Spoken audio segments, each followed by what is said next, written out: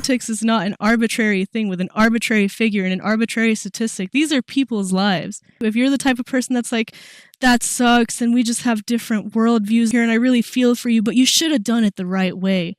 There is no right way.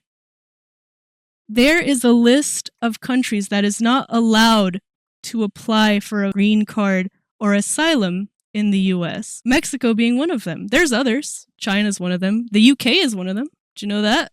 Canada. This is an extensive list. And if you're someone who looks at that and you're still like, oh, but we just have different opinions, you know, I have to vote fiscally conservative. 96.7, I think, is the number, if I'm not mistaken. Let's call it 100 billion. Let's call it 90 billion. I'll be generous. I'll let y'all have the extra 7 billion for free. $90 billion of taxes were paid by undocumented immigrants. There's a huge misconception and a huge amount of fear-mongering in this country about what people are doing when they're not from your neighborhood, when they're from somewhere else.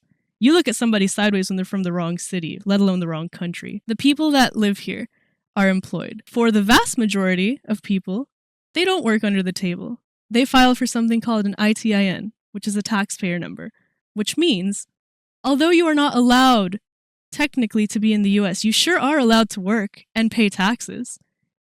You are considered a US person by law if you live in the US and you have ever made a dollar. If you live in the US, if you have a residence, if you have a home address, you are a US person.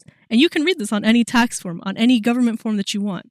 You are considered a US person if you live in the US.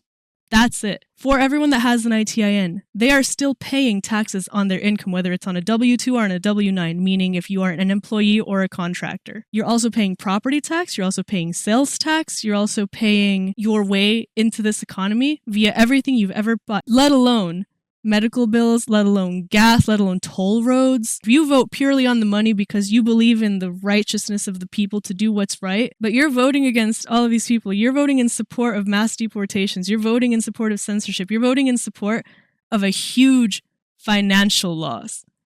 If none of the social aspects of this conversation are to your liking, if you're a money-minded individual, you're losing your country $100 billion